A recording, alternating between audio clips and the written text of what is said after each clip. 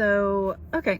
So I just drove my teenager to a thing he has, and I learned something new yesterday, something that would probably take like 45 seconds to share. And so on the way there, I'm like, can I tell you something or share something with you or something? He's like, no. And I felt like crying. So I spent the drive there, just like, okay, I feel triggered. Why do I feel triggered? Okay, well, because it feels like I don't matter. It feels like it feels like he doesn't think I'm worthy enough to spend a minute of his time on. And I'm like, okay, so where else has this pattern shown up in your life? And I'm like, well, that's obvious. Just think about pretty much all your relationships you've ever had. I might be exaggerating a little bit, but I mean, yeah, I might not be exaggerating actually. And so I'm like, okay, well, he has every right to not want you to talk to him, not want to give you a minute of his time, to all that. Like, that's his right to like choose how he wants to spend his time. Just like I can choose how I respond to that interaction. And yes, it hurts. Yes, I feel like crying right now. And yes, my feelings matter. I am worthy. I do matter. And I was like, okay, well, should I share how I feel? And I was like, well, that's just gonna sound like manipulation. Like, plus, if I just say it, I'm probably gonna just start crying. Like, the only way not to cry right now is to just shut the fuck up. Which, that's often what I do in other relationships. Because I mean, there's certain times like you don't want to just start crying. Like, it's not only is it inconvenient, and it doesn't mean my feelings don't matter, but like, seriously, if you just cry over everything, oh my god. But yes, that is how sensitive I am. That is how sensitive FE Inferior is in a 4, an Enneagram 4. So it's just the way it is. So I still feel like I need to cry, and I don't really want to do it right this second on this video, but when I get home I'll probably do that, because I gotta get it out. Otherwise it just like I feel it build up, But anyway, yeah, I mean, I guess it was a good exercise in processing the trigger and taking responsibility for how I handle it and all that stuff. Anyway, yeah, it kind of renewed a little bit of fear in like, do I even want to have a romantic relationship? Because I'm gonna have to deal with this shit. Because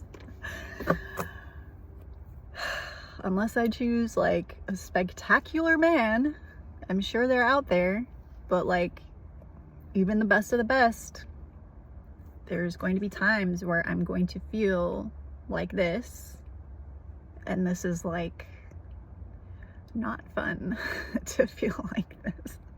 It sucks. But it's good practice and self-soothing, and like, I mean, I can appreciate how far I've come. When I was younger, I would just get stuck in that little black hole and just like drown in my own suffering. But now at least I'm like, hey, you know what?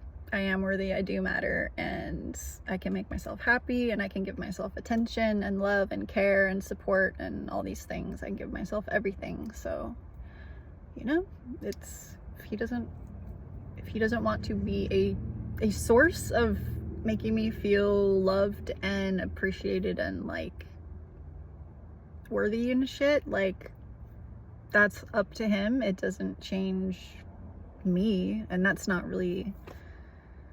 was never a problem, even when I was younger. Like, I always knew I was worthy.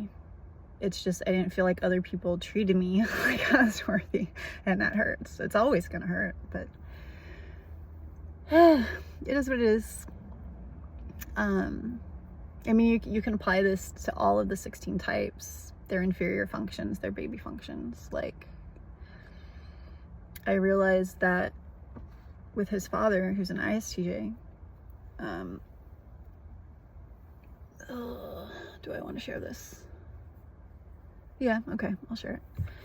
So, I mean, there was this point in time, like, long time ago, like, my kid was still, like, 2 or 3 years old, and,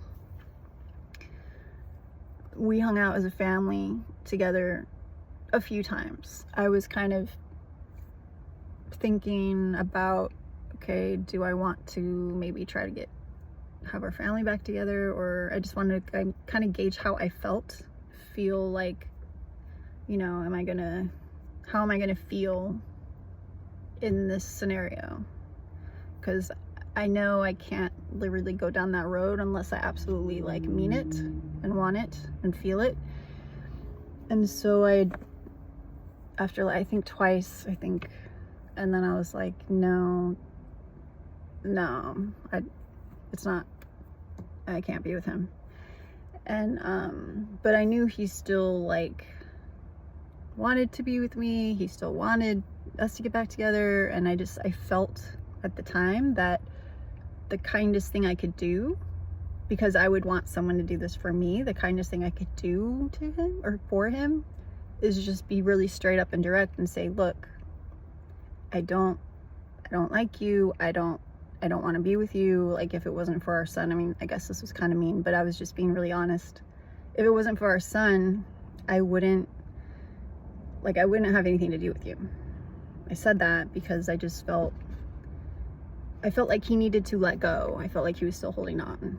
And I know what that feels like. It sucks. It sucks to be holding on to hope and all that. I would rather someone tear my heart out and just be like, I don't want you. Like, that's how I would want someone. I would want someone to say that to me. So it would destroy all my hope. But I'm an NI child, right? But I just realized, like, somewhat recently, that saying that to him, to an ISTJ, that basically was like hurting his inferior function, because he has extroverted intuition inferior. So basically they need to feel wanted and desired, and I basically just was like, I don't want you. So I basically made him feel the way my son just made me feel. I mean, I don't know how it feels to him, but yeah.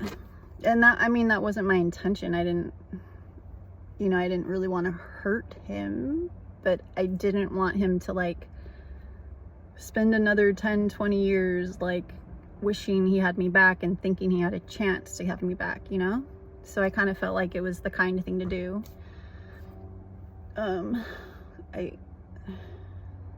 Maybe there were different words I could have used, but I didn't know typology back then. But anyway, yeah. I mean, we all hurt people. We do it unintentionally. Some people do it intentionally, but like, it just is what it is. And it's up to all of us to like nurture ourselves, love ourselves, tell ourselves what we need to hear. Like, hopefully the ISTJ was like, hey, I want you, okay? Like, to himself, and say those things to himself. So like, if you're in that position where someone is like said something to you and it hurts like a fucking bitch, well, what is it that you need to hear? What would make you feel loved? Say that to yourself. Okay, I guess that's it. Thanks for coming to my